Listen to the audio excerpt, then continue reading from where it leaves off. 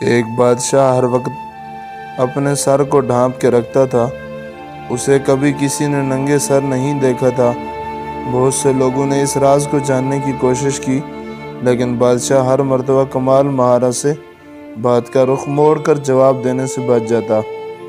ایک روز اس کے وزیر خاص نے بادشاہ سے اس راز کو جاننے کی ٹھان لی۔